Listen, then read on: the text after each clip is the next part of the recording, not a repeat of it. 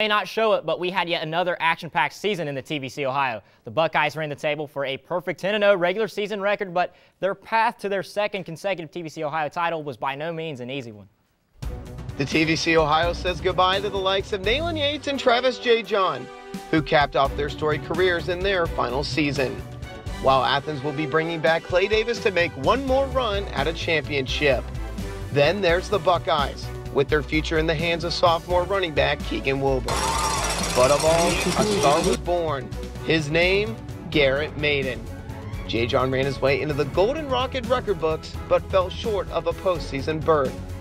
Nayland. He threw his final touchdown to his brother Nevin forever. He goes out a winner in his final 5 games. Then there's Trace Alvin. And I don't think anyone will be missing this guy shredding defenses over the middle with his blazing speed. Davis is going to miss one of the most prolific wideouts in Bulldog history. But when it was all said and done, the TVC-Ohio stayed the course, with the Buckeyes beating the Bulldogs for all the marbles, with a little luck headed their way to be unblemished in the Ohio. For an undefeated season, you need a man to lead you under center, and Maiden was the conductor that led the Buckeye train to the promised land. From a 6-touchdown half against River Valley, to leading an improbable game-winning drive against the Vikings, to overcoming his own personal adversity, Maiden's season was bigger than just football. Well, what a season it was for the Buckeyes, but what will they look like next year without Garrett Maiden or Ronnie Wynn? So TVC-Ohio reporter Clark Wicks joins me now to break down what the Ohio will look like next year. Well, Maiden and Wend aren't the only big-time names departing this season, Joseph. Don't forget about guys like Nayland Yates, Travis J. John, Clay Davis, or any of those talented wide receivers out in Athens. Now, on most of these teams, the seniors are the leaders, and that is especially the case when that senior leader is the quarterback.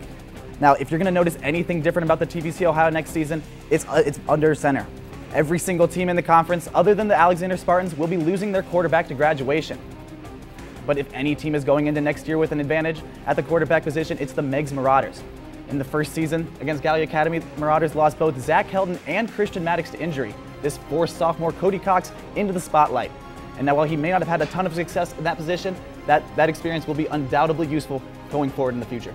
Yeah, for sure. And you know, the TVC-Ohio season isn't over just yet. We just heard from Maggie and Taylor. The Buckeyes are moving on to the state semifinals. So what's the word on that? Well, while our season may be coming to a close tonight, as long as the Buckeyes are still playing, us TVC-Ohio reporters will be following those games. Absolutely. So stay tuned to WOUB.org for all of your Buckeye updates and, of course, more playoff coverage as well. Thanks for the great work all year long, Clark.